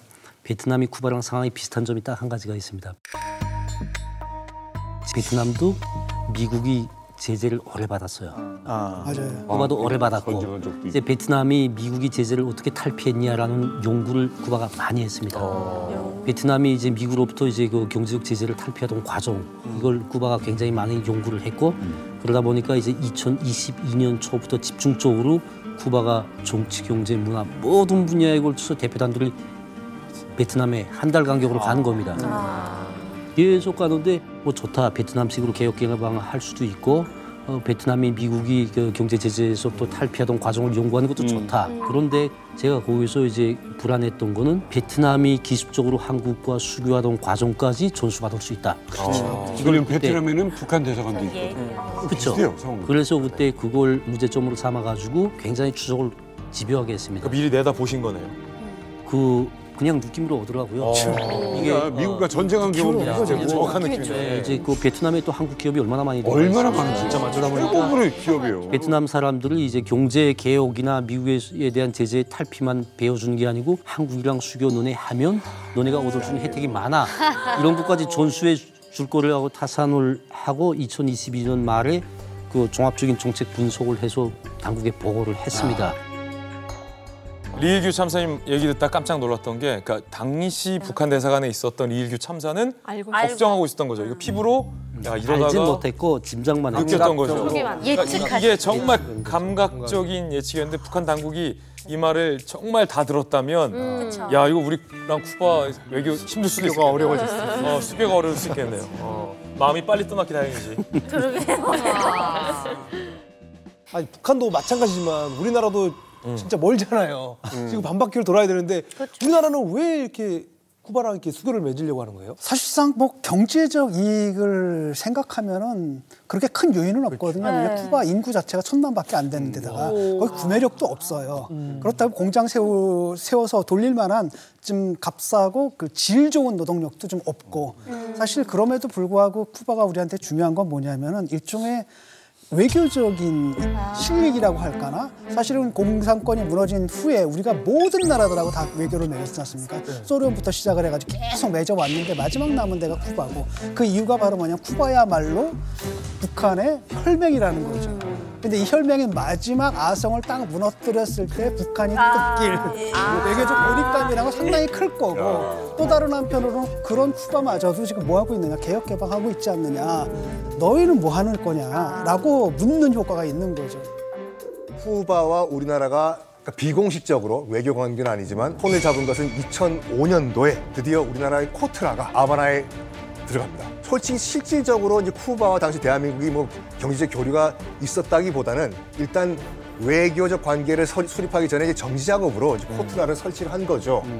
그리고 결정적으로 뭐 하냐면은 현대중공업에서 2005년도에 쿠바 전국에 걸쳐가지고 500개가 넘는 소형 발전소를 건설했어요. 이야, 이건 크다. 500개나? 이건 크다. 전기는 정말 중요한 거 아니에요? 그렇죠. 그래서 당시 쿠바 전체 전력량의 30%를 현대중공업에서 처리를 해줘요. 이걸 쿠바 정부가 너무 감사했는지 당시 그 10페소 지폐에 현대중공업이 만들어준 우리나라 발전소 지폐 찍혀요. 대박이다. 사진 한번 보시죠. 지폐소. 이동식 발전소를. 제가 보기엔 2005년도에 현대중공업이 만들어준 저 발전시설이 쿠바 지폐에 찍히면서 저 어마어마한데? 변곡점이 아닌가. 아니 얼마나 좋으면 발전소를 그것도 그냥 돈이 아니고 $10예요. 14,000원의 가치가 있는 돈입니다. 쿠바 사람들에 있어서 저 돈은 굉장히 소중한 돈이죠. 바로 그 돈에 이제 저렇게 반영됐다는 게. 아니 현대중공업 대박이다. 하고 싶었나 봐. 아니 저거 아셨어요? 북한 알고 있었죠. 그 외교관들도 알아요 이거. 알고 있었죠. 현대중공업 이거 그 발전소. 정도는 알고 있죠. 어때요 그때 기분이? 사용할 때마다. 그냥 무시하죠. 이걸 왜 굳이 따라다니면서 뭐 어떻게 할 방도가 없잖아요. 이거는. 자 그런데요 이게 우리 입장에서는 우리가 이렇게 압도적인 경제력을 가지고 있는데 북한과 좀 떨어뜨려 놓고 이제 좀 고립도 시킬 겸해서 쿠바와 수교를 해야 되는데 이게 무려 2024년도까지도 안 됐단 말이죠. 자 그렇다면 우리 고영한 선생님 같은 경우는 어떤 방해 공작을 두 분의 활약 때문에 말이죠. 약간 오늘 두 분의 두 분의 활약 시간 때문에. 같은 됐어 지금까지. 회계 전에. 참여합니다. 참여합니다. 뭔가 있으실 거 아닙니까? 제가 진짜 엄청 나쁜 짓을 많이 하고 다녔어요. 가장 나쁜 짓이 가장 대표적인 게 서울에서 가장 큰 행사라고 할 수 있는 88 올림픽. 그걸 저지하려고 엄청 많은 나라를 다녔어요. 진짜? 김영남 당시 부총리 겸 외교부장 서울의 평창 올림픽 때 최고인민회 위원장 같은 키 큰 사람. 맞아요. 직접. 그 사람하고 그 쿠바에를 갔어요. 쿠바에 가서 피델 카스트로를 만납니다. 그게 아주 인상에 굉장히 많이 남는데. 충격했어. 네. 그래가지고 카스트로를 만난 분이 여기 있어. 근데 제가 쿠바에 그때 처음 들어갔는데 대사관에 가서 밥 먹고 산책을 하는 게 말레콘인가요? 말레콘. 야, 거기 나갔다 아주 정말 북한 사람 눈에는 끔찍한 걸 봐요. 왜 보는가면 뭘 보셨어요? 말레콘 쬐하게 선셋이 지고 있는데 젊은 청춘 남녀들이 커플들. 별의별 짓을 다 해요. 포기물났지. 뽀뽀하고 그냥 허리 끌어안고 막 난리를 치는 거야. 불을 치는데 놀랬겠다. 이게 조선인 혁명가들 눈에는 이 상당히 이상한 거야. 먹고 놀랬겠다. 아니 사회주의 나라인데 그러니까. 너무 풍기물란한 거야. 네, 충격받았어. 근데 이제 한쪽으로는 같은 사회주의 나라인데 어떻게 이렇게 판이하게 다를까? 이렇게 풍기물란한 나라가 미국 코앞에서 어떻게 체제를 지키지? 이 나라가 과연 오래 갈까? 지금 뭐 북한도 지금 흔들흔들하고 뭐 소련이 어떻게 한다 뭐 이런 말들 많이 돌 때거든요. 네. 그래서 어쨌든 가서 피델 카스트로를 만나요. 참 인상적인 게 우리가 이번에 온 목적은 다음과 같은 김일성 동지 말씀을 전달해 드리기 위해서입니다. 이번에 서울에서 올림픽이 열리는데 내년도에 우리 올림픽에 쿠바 동지들이 참가하지 않았으면 좋겠습니다. 딱 한마디 시작인데 카스트로가 오케이. 와. 우리 안 갑니다. 이야. 근데 진짜 그때 이제 여러 나라들을 돌 때거든요. 근데 동유럽에 가면 우리 고르바초프도 만났거든요. 그때. 그래, 예수님 빼고는 다 만나시네. 고르바초프를 만났는데 고르바초프가 뭐라고 이야기하는가 하면 내가 공산당 총비서긴 하지만 우리는 정치국에서 모든 걸 결정한다. 그러니까 서울올림픽에 가는 거는 정치국 회의에서 결정을 한다. 이게 바꿔 말하면 가겠다는 거죠. 가겠다는 거지. 가겠다는 소리인데 그렇게 하고 아프리카 갔는데 아프리카에서 딱 한 개 나라가 안 가겠다 그런 나라가 마다가스카르예요. 마다가스카르는 조건을 내걸어. 뭐라고요? 우리가 안 가겠는데 대신에 당신네가 우리나라를 좀 지켜주기 위해서 이런 무기들을 달라. 교환을 하자. 그걸 이제 그때 대답을 또 김일성이한테 이런 말씀 이렇게 대통령이 이렇게 얘기를 했다는 건 김일성이 당장 해주겠다는 대로 다 해주라. 그래서 그 다음 날 외교부장을 와서 이야기를 해줘서 마다가스카르 안 갔어요. 그 다음에 쿠바를 갔는데 쿠바는 그냥 아무런 조건이 없어요. 바로 그냥 안 갑니다. 진짜 김일성 동지와 뜻을 같이 합니다. 피를 나눴어요. 그게 아주 감동을 진짜 우리 입장에서는 진짜 미안하지만 안 온지 몰랐어요. 맞아. 이게 응답하라 1988에서 덕선이가 이걸 못할 뻔한 게 바로 저것 때문이에요. 덕선이가 마다가스카르 하기로 했어요. 근데 못 안 왔어. 맞아. 덕선이의 배우에 지금 고영아 씨 덕선이가 물 먹을 뻔한 거. 한몫하셨어, 한몫. 쿠바도 악수다. 어쨌든 그때 우리가 피델 카스트로 의장을 만나고 늦은 점심에 자기가 식사를 차리겠다 그래서 카스트로 집에 가요. 카스트로 집에 갔는데 카스트로가 음식을 만들어. 직접 그 정도. 직접 음식을 만드는데 그러니까 우리 눈에서는 이 믿기지 않는 현상. 남자가 아니 그게 아니라 대통령. 이대한 수령님이 가장 가까운 조루가 저렇게 프라이팬을 들고 음식을 만드나. 그게 너무 충격이잖아. 근데 우리들이 가서 음식을 나르려고 일어나서 왔다 갔다 하면 앉아 있어. 내가 다 한다고. 야, 정말 인간적인 냄새가 나는. 근데 우리 옆에 왔는데 그 카키색 군복을 입었잖아요. 그 사람 항상 군복을. 그리고 옷섭에 해졌어. 옷만 입어. 너무 오래 입어서. 그러니까 그거 보면서 한쪽에서는 대서궁전에 요리사만 몇십 명의 날르는 사람이고 뭐그래서 몇백 명이 김일성 식사를 위해서 움직이는데 이게 엄청난 충격을 줬어. 근데 뭐 이제 집에 다 들어가서 저녁에 우리 갔다 와서 야 우리 진짜 너무하는 거 아니야? 엄마. 그러니까 사회주의를 하려면 이렇게 해야 되는 게 아니야 사회주의. 인민들이 먹는 거랑 옷 입는 거랑 거의 똑같잖아. 우리는 수령님이 뭐 포드 링컨 컨티넨탈 타고 페리스 600 타고 뭐 대리석 궁전에 11법정한데 그때부터 아마 내 정신이 조금 이게 좀 뭔가 이제까지 믿어왔던 신념이 좀 많이 무너지는 이게 내가 보고 다니는 게 너무 현실하고 많이 차이가 나는구나. 자, 그래서 결국 그때 쿠바는 이 고영환 선생님의 맹활약을 통해서 팔 서울을 이렇게 참여하지 않았고 근데 1980년대 이후에는 이일규 참사님께서 또 맹활약을 펼치십니다. 이 참사님이 직접 막아낸 한국의 수교 시도가 또 있었다는 이야기를 또 들었는데 그게 몇 년도에 어떤 사건입니까? 2011년도에 내가 이제 쿠바에 이제 3등 소위관, 대직급은 1등 소위관으로 처음 파견이 됐어요. 역시 첫 번째 임무는 한국과 수교 막는 겁니다. 그런데 이제 아찔한 사건이 하나 있었어요. 2012년에 갑자기 아바나 종합대학에 한국어 강좌를 내온다는 거예요. 근데 이게 우리가 늦게 알았습니다. 너무 늦게 알았거든요. 이게 쿠바 정부가 추진한 일이 아니고 쿠바 호세마르틴 문화원이라고 하는 민간 단체가 이제 한국이랑 민간급에서 이제 추진을 했어요. 해가지고 하다 보니까 굉장히 우리가 늦었거든요. 타이밍을 놓치다 보니까 이걸 조직시키는 활동이 굉장히 많은 품이 들어갔고 정말 그 후과를 굉장히 많이 입었어요. 아니, 무역하는 것도 아니고 사실 공장을 막 짓는 것도 아닌데 한국어 강좌 정도는 괜찮지 않았어요? 아니 한국어 북한어도 북한 말도 아니고 북한도 한국어 시켜요. 시간 이상해. 근데 쿠바 사람들이 원래 이제 쿠바에는 이제 그 드라마가 많이 보는 게 브라질 드라마랑 멕시코 드라마를 아무래도. 근데 한국 드라마가 들어오면서 이 멕시코 브라질 드라마를 다 몰아냈어요. 그 정도야? 제가 2011년도 가니까 그때 제일 인기가 있었던 게 이제 두 개였어요. 하나는 꽃보나 그게 뭔 상관이에요? 그다음에 두 번째 이제 내 아가씨를 부탁해.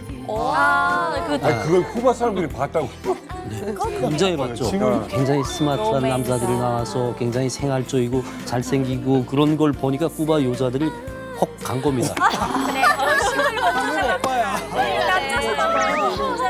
제가 이제 쿠바가 먹히네. 2013년 11월 달이었습니다. 12월 달에 무슨 시위를 난 줄 알았어요. 새벽에 자는데 뭐 아파트 밑에서 왁왁 소리를 지금 난리도 아닌 거예요. 그래서 문 열어보니까 몽땅 여자들이 인산인해를 이루고 막 여자들이 난리를 치는 거. 저 뭐야 남도 못 자게 하고. 그래서 나는 일단 뭐 이제 귀 틀어막고 잤어요. 나는 또 이제 한국 드라마 켜놓고 한국 드라마 잤죠. 아니나 바뀌나. 아니나 바뀌나 똑같죠. 보고 잤는데 아침에 물어봤어요. 대체 이거 앞에서 지금 무슨 일을 썼냐 하니까 이거 한국 탤런트가 와서 사인회를 했다는 거예요. 이게 누구냐면 내 아가씨를 부탁해서 윤상현 배우.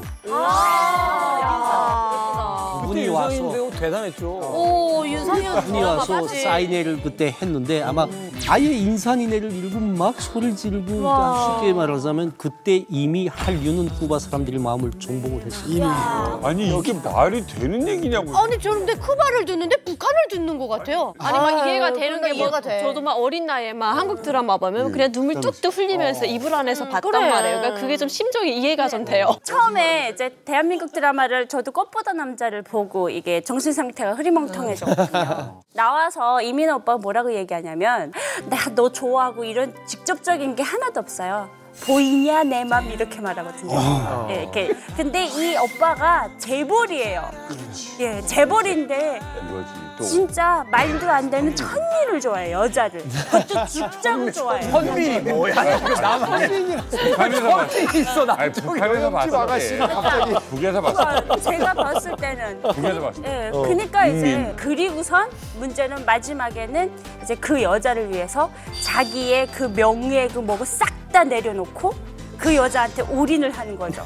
그러니까 이제 진짜 드라마에 필요하네요. 수혜 씨 말한 게 정말 이게 근본적으로 굉장한 가르침을 주는 거예요. 뭔데요? 북한은 계급과 계급이 결혼을 하기 때문에 이제처럼 재벌집 남자가 자기가 계급 안 맞는 여자랑 모든 걸 다 내려놓고 결혼한다? 이건 말이 안 돼요. 북한의 여자들은 남성우월주의 세상에 살다 보니까 북한에서 남전여비를 뭐라고 표현하는 줄 알아요? 뭐라고? 남자가 존재하는 한 여자는 비참하다.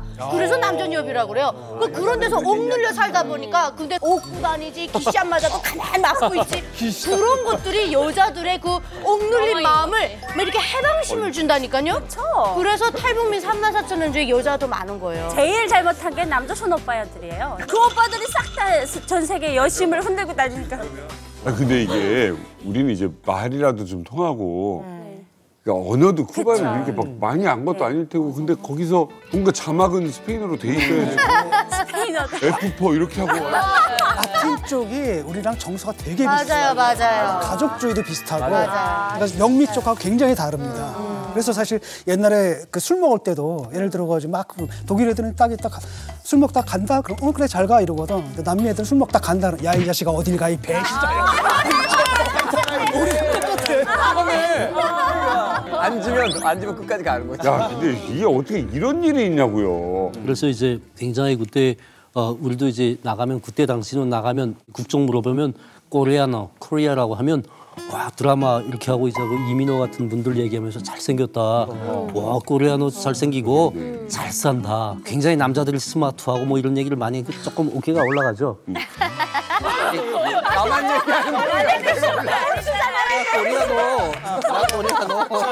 어깨 조금 올라가고 그 다음 넣었으냐 싸웠으냐 물어보기 전에 그냥 꽁무니 빼고 말. 천사 이거 진짜 입장이 애매하네요. 근데 앞서 이야기를 다시 한번 돌아가 본다라면 이미 한국 강자를 개설하라고 이제 허가가 나온 상황이잖아요. 근데 이 허가가 이미 나온 상태인데 이걸 아무리 걱정이 된다라고 해도 다시 되돌릴 방법이 있습니까? 그 이제 북한 외교관들 같은 경우에는 이제 한국과 관련된 문제들이 이제 제기가 되면 그게 큰 문제든 작은 문제든 사소한 거라도 일단 보고합니다. 외무성에서 그걸 이제 두고 무슨 일이 있어도 막아라. 막지 않으면 안 된다. 대사관이 그것도 막아내지 못하면 대사관이 존재할 이유도 없다. 이런 식으로 강하게 이제 정보 지시가 내려왔어요. 그런데 그때 당시 이제 미겔 앙헬이라는 분이 이제 아시아국장을 했어요. 근데 이분이 북한에 대한 인식이 굉장히 나쁜 분입니다.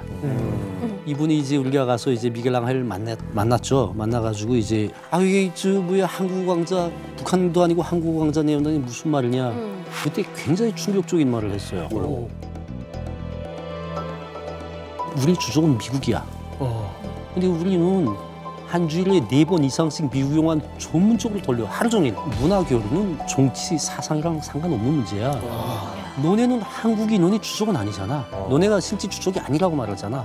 한국은 너네 동족이라고 하잖아. 평화 통일을 하겠다고 하잖아. 그런데 한국어를 여기서 못 배워주게 너네가 막는다?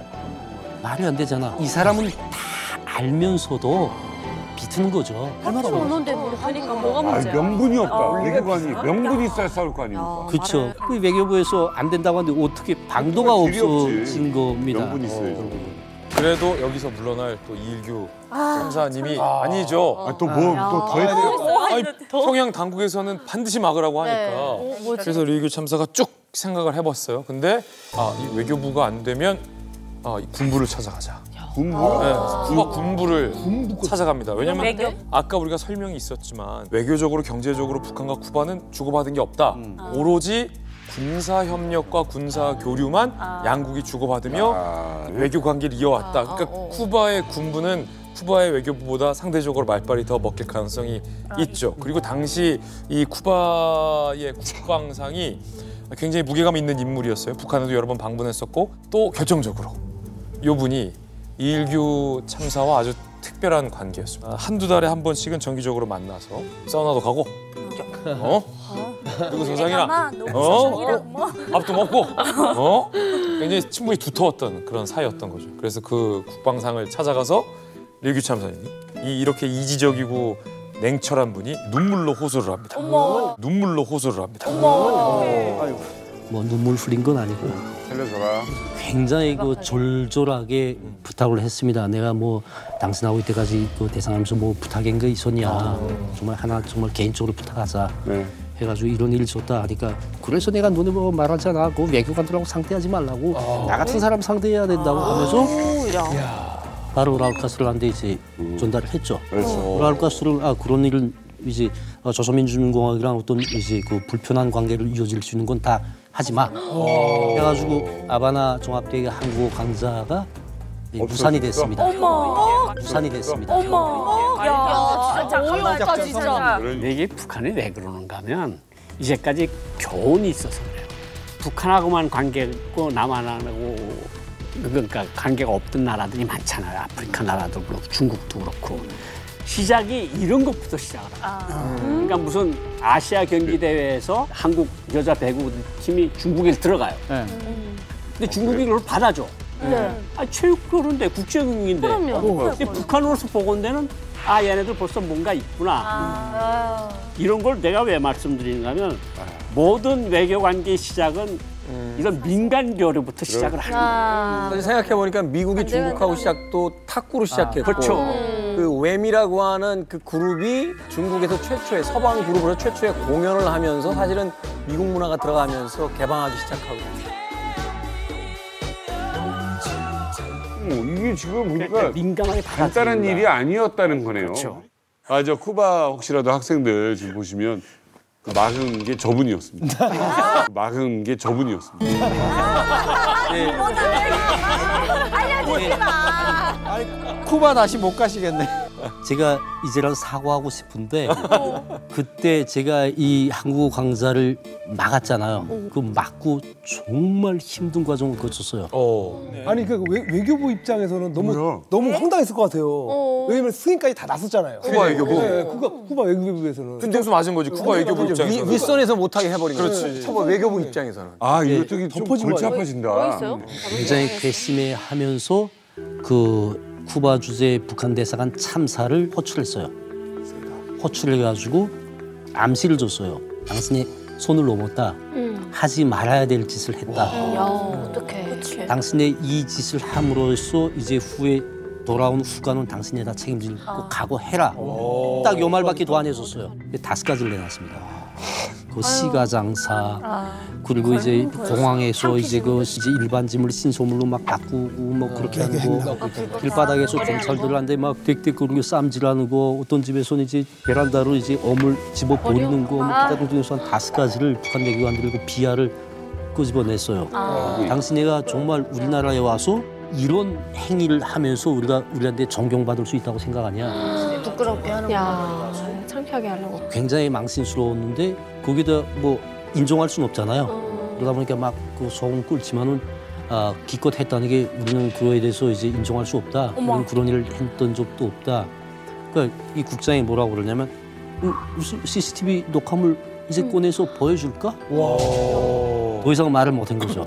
그 정도 하자라고 돌아서서 이제 나갔는데 그 얘기가 이제 대사관에 전달되다 보니까 그거 왜 그렇게 쓸데없는 짓 해가지고 우리 이제 장사도 못하게 막 그 대상 사람들을 또 날려가는 겁니다.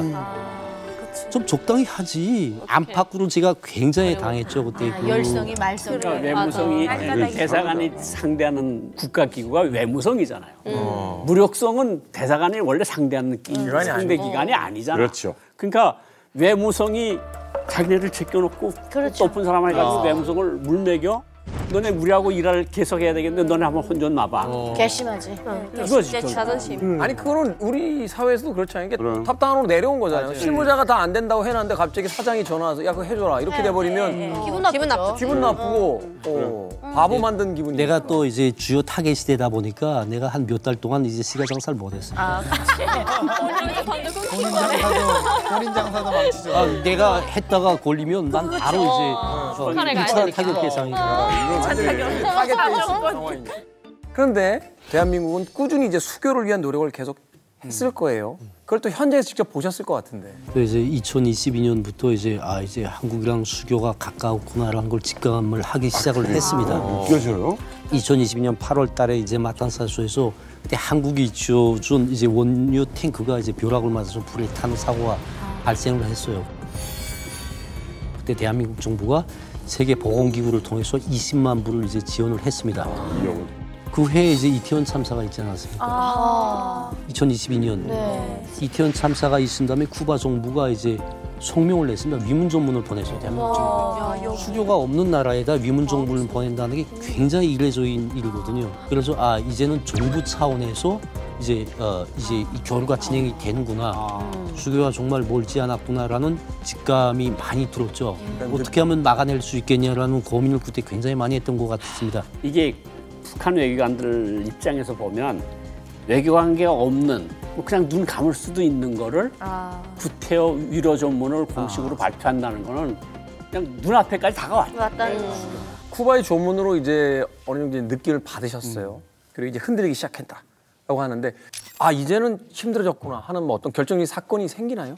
2023년 7월달에 이제 조선일보가 박진 당시 외교부 장관께서 이제 과테말라에서 쿠바 웸송 차관을 만나서 수교에 대해서 진지하게 논의했다라고 보도를 했습니다. 그런 보도를 해가지고 내가 이제 웸송으로부터 지속 정보를 받았어요. 막 그 외교부 장관이라는 사람이 가서 이렇게 하는데 대사관은 그것도 모르고 뭐랬냐? 이게 또한 황당한 겁니다. 우리 외교관들은 이제 한국 언론 못 보게 돼 있어요. 그럼 어떻게 알 근데 방법이 쿠바 없어요? 언론은 일체 이게 대해서 보도를 안 했어요. 그렇다고 해서 그럼 나 조선일보 보게 해주든지 이런 항변을 못 해요. 이런 항변을 했다가는 바로 그다음에 이제 복잡하게 문제가 되니까 일단은 받아들이고 참는 거죠. 그때 이제 그 만났던 호세 비달이라는 그 외무차관을 만났습니다. 물어봤죠. 어떻게 돼서 그때 만났댔냐 물어보니까 사실 그때 그 한국이 카리브 그때 참가했던 게 카리브 기후 변화 국제 회의에 한국이 참가했는데 한국이 그 기후 변화의 이제 후원국인데 후원금이 제때 안 들어와서 자기가 그때 우장으로서 만나서 후원금 좀 빨리 달라라고 이제 얘기했지. 내가 차관급에서 이제 두 나라 수교 문제 진지하게 논의할 정도 급이 아니지 않냐. 거짓말입니다. 회피인데 그 회피가 막 뚝뚝 떨어지는데 믿고 싶거든요. 왜? 그걸 믿어야 그대로 본국에 전달을 해야 한동안은 또 이제 조용할 테니까. 명언이네요. 믿고 싶어요. 그래서 실질적으로 이제 거짓말을 하는 거 알면서도 믿었고 믿으려고 했었고 또 나도 이제 여기서 얼마 남지 않았다라고 생각을 하다 보니까 그냥 하루하루 시간 끌기를 많이 했죠. 근데 이게 굉장히 비밀리에 이 쿠바 북한 모르게 물밑에서 우리 측과 이제 쿠바 측이 조율을 해 오던 흐름이 그 전부터 있었어요. 그러니까 사실은 쿠바의 아까 호세피나 비달이 바로 이 과테말라로 온 게 아니라 사실은 제가 박진 장관하고 오랜 취재 관계가 있어서 직접 들었는데 과테말라 가기 전에 제3국에서 우리나라랑 사실은 쿠바 측이 한번 우연을 가장한 경유를 했어요. 미팅을 하는구나. 네. 그리고 이 만남 이후 2개월 뒤에 아까 조선일보가 단독 보도를 한 거예요. 한국과 쿠바 드디어 수교에 물고 트나. 우와. 너무 정확하게 바로 쓴 거예요. 그러니까 그 기사를 평양 당국이 보고 야, 이거 일규 일 안 하네? 라고 이제 난리가 떨어진 거죠. 그러네요. 아니 이거는 첨사님 이런 참사가 어디 있습니까? 아니, 지금 열심히 일한 죄밖에 없어요. 수교가 임박했다라는 거는 이제 눈치를 채실 거 아닙니까? 그렇죠. 우리의 여러 가지 수교를 방해할 방법. 그때 이제 북한 노동당 국제부 웸송에서 쿠바랑 한국이랑 수교를 막을 수 있는 이제 대책안을 보고할 때 대한 지시가 집중적으로 내려왔습니다. 근데 정말 쓰자고 보니까 쓸 게 없는 겁니다. 뭐 한 1억 달러쯤 차관을 주면 좋겠는데 줄 돈도 없어. 그렇다고 해서 이제 쿠바에 우리가 경제 지원을 확 주면 좋겠는데 대북 제재가 있어가지고 아무것도 못 줘. 정말 쓸 게 없는 겁니다. 그래서 생각해낸 게 이제 2023년에 이제 중국 대사가 들어갔잖아요. 그 코로나 시기임에도 불구하고 중국 대사를 특례적으로 받았습니다. 중국과의 관계를 고려해서 이제 그게 생각이 딱 난 겁니다. 그러니까 우리가 쿠바에 속을 준다는 의미를 보여주는 의미에서 신임 쿠바 대사를 좀 받아주자. 특례적으로 하면 쿠바가 이거 봐. 북한이 어느 나라도 안 받았으면 우린 받아줬네. 이런 좀 자긍심을 좀 주는 의미에서 좀 받아주자 해가지고 제기를 했어요. 제가 쓴 그 문건이 김정은이한테 보고가 됐습니다. 보고돼서 이제 사인이 나왔어요. 비준이 됐어요. 그래서 이제 그 전달하는 그게 내가 기쁜 마음으로 가야 되지 않습니까? 나 굉장히 기쁜 마음으로 갔어요. 내가 이제 드디어 너희한테 큰 소리를 좀 칠 게 있다. 라고 해서 막 이러면서 어깨를 높여가지고 갔어요. 가는데 그때 아리엘 로렌소 국장이 만나줬습니다. 네. 당신에 대해서 우리가 받아주기로 하고 뭐 어쩌고저쩌고 했는데 표정 변화가 없는 겁니다. 얼마? 당연한 거 아니야? 이런 상황이거든요. 당신에 대해서 우리가 받아주기로 하고 뭐 어쩌고저쩌고 했는데 표정 변화가 없는 겁니다. 얼마? 당연한 거 아니야? 이런 상황이거든요. 원래 사람 같으면 정말 감사하다. 이제 우리 특수관계니까 이렇게 가능하지. 정말 뭐 이렇게 막 감동을 쏟아낼 줄 알았는데 아무 말도 안 하고. 너무 당연하다는 듯이. 아무 말 했냐? 알았다. 우리 당신의 전달을 말 지도부에 보고하겠다. 이걸 끝났어요, 맨날. 굉장히 싱겁게 끝났죠. 그러니까 결국은 이것도 뭐 통하지 않는구나 하는 진짜 그때는 정말 그죠? 민망했던 일을 다 말하려면 끝이 없어요. 이거 안 보이는 거지. 줄카드가 이거야? 외교관 오면 오게 해주겠다? 북한이 줄 수 있는 카드가 없어요. 줄 솔직히 수 말하면 있는 게. 이거는 80년대, 90년대, 2000년대 들어오면 북한이 다른 나라한테 이렇게 특별히 이런 것들을 해줄게. 그렇게 할 만한 게 없고 우리 좀 도와줘. 우리 힘들어. 이런 나라로 변질이 됐으니까 북한에 대한 기대가 없는 거야 사실 웬만한 나라들. 그러니까 이때 벌써 이런 말을 했다는 거는 막 관계가 좋을 때는 고마워 동지 뭐 이러면서 그러겠는데 이미 마음은 떠나 있고 지금 새로운 사람으로 얼굴을 향해 있는데 이거 지나간 연인이 자꾸 와서 뭐라 그러는 똑같은 거예요. 귀찮지. 그래가지고 마지막 카드까지 다 썼는데 정말 효과가 없다. 뜨자 해가지고 우리 일규 참사께서는 2023년 11월 쿠바를 떠났는데 3개월 후인 2024년 2월 14일 발렌타인데이죠. 네. 이날 드디어 한국과 쿠바가 수교를 공식 선언합니다. 선수가 없는 거예요 이제. 우리나라가 북한의 형제국으로 불리는 공산주의 국가 쿠바와 전격 수교했습니다. 북한이 받을 타격 상당할 걸로 보입니다. 그리고 또 이일규 참사님이 또 이제 탈북하시고 얼마 지나지 않아서 이제 수교가 된 거잖아요. 이 소식을 들은 김정은은 뒷목을 좀 잡았을 것 같거든요. 김정은이는 굉장히 그 배신감을 많이 느꼈을 겁니다. 18년 11월 달에 디아스카네를 왔을 때도 김정은이 정말 잘해줬거든요. 바라는 건 딱 하나, 한국이랑 수교만 하지 마라. 쿠바한테 더 바랄 것도 없다. 그냥 한국이랑 수교만 하지 말라는 게 김정은이 이제 요구였고 그걸 이 디아스카네가 굉장히 오랜 기간 이행을 해줬는데 정당에는 수교를 하지 않았습니까? 굉장히 자괴감이 들었을 거고 김정은이로서는 한 번쯤 자기가 하는 일이 정말 옳은 일인지 되돌아보는 기회가 됐을 거라고 생각합니다. 이게 북한이 사실 공개적으로 욕만 못하고 있는 상황이에요. 그러니까 더 약 올린 거죠. 욕을 시원하게 하고 원래는 그 외교 관계를 단절해버려야 속이 풀리는데 배신자요. 그러지 못하면서 계속 얼굴 보면서 뒷목만 잡고 있는 거예요. 그렇죠. 일단 우리나라랑 쿠바의 어떤 외교 관계 수립 소식을 노동신문에서 일절 보도하지 않았고요. 그때 또 공교롭게 김정일 생일 82주년 행사가 있었어요. 그래서 엄청 큰 행사예요. 그래서 북한에 와 있는 이 외국 대사, 우방국 대사들을 다 생일 파티에 이른바 이제 초대를 한 거예요. 그때 경축연회에 참석한 외국 대사들의 명단을 보도해요. 보면 러시아 대사가 왔습니다. 베트남 대사가 왔습니다. 끝까지 쿠바 대사가 왔다라는 얘기를 보도하지 않아요. 근데 웃긴 건 뭐냐면 우리 시리아 대사가 왔습니다. 라고 북한이 아주 자랑스럽게 보도를 했는데 얼마 뒤 시리아도 이제 우리와 수교를 했으니까. 그럼 진짜 이제는 고독하겠다. 북한이 그냥 제대로 혼자가 됐지. 헐러섰어. 김진 기자가 말한 것처럼 속 시원하게 복수는 할 수는 없고 그렇죠. 약간 유치한 복수예요. 김정일 전 국방위원장 생일 주복 외교단들이 다 초청이 됐고 그럼 딱 그 매체 보도를 봤을 때 쿠바 대표는 정말 참석을 안 했을까? 다른 데서 세요. 거기에 참석을 했던 러시아 대사관이 또 SNS 사진을 올리거든요. 나 파티 갔다 올린 이 사진을 보면은 쿠바 대사가 참석을 했어요. 코리아 가르치죠. 자기 안 불렀어. 이름은 또 왜 공교롭게 꼬레아가 들어가.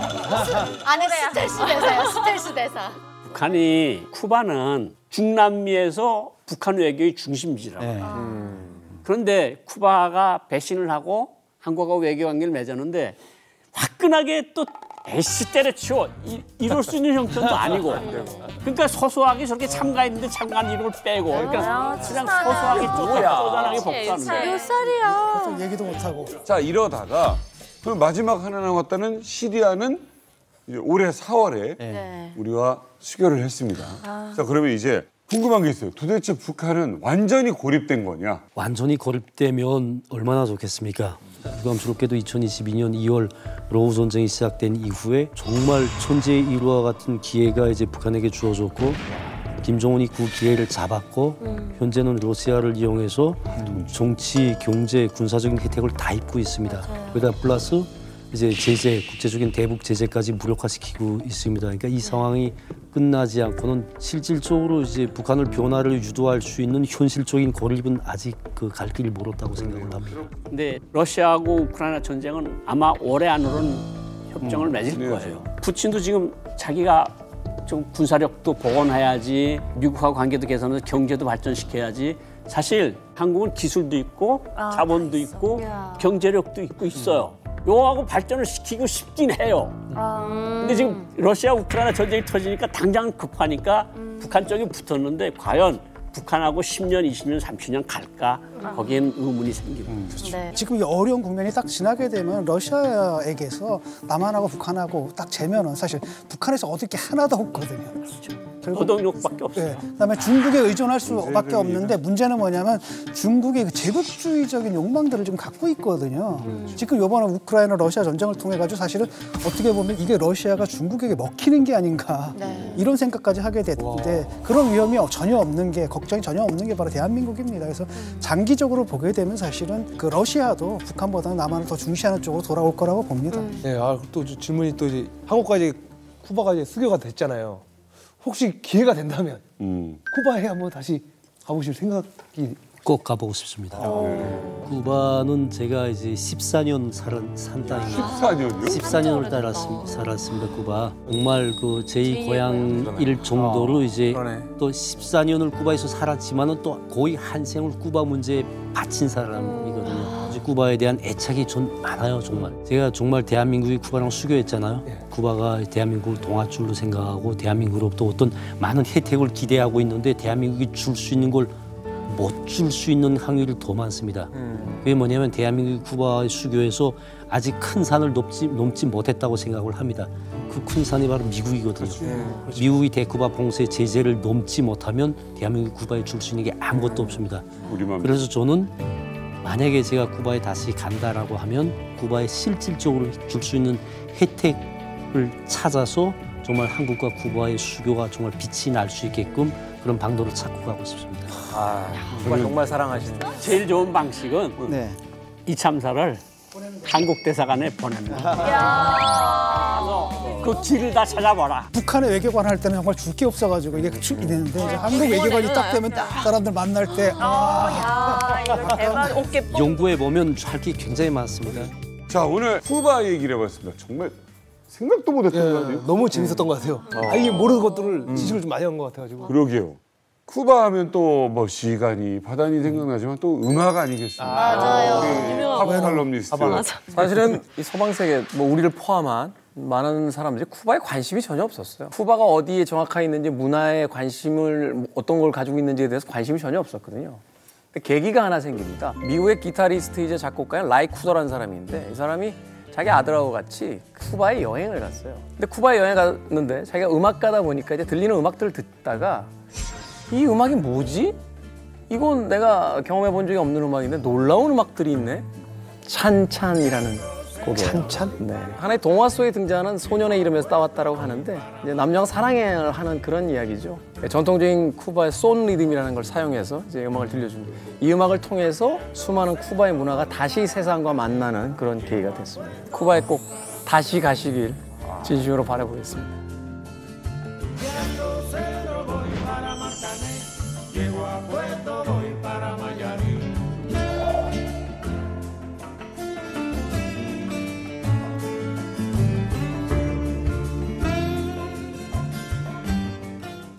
(1963년) 케네디 대통령의 암살 사건. 1979년 박정희 전 대통령의 시해 사건. 2022년 아베 신조 총리 피격 사건. 존 F 케네디, 박정희 대통령, 아베 신조와 김정은의 평행 이론, 바로 암살입니다. 미스터리였던 케네디 암살 사건의 기밀 문서가 공개가 됐습니다. CIA가 케네디를 죽였다. 마피아가 케네디를 죽였다. 범인이 리하비 오스왈드라고 청년이었어요. 그 사건 이틀 만에 암살범이 사망.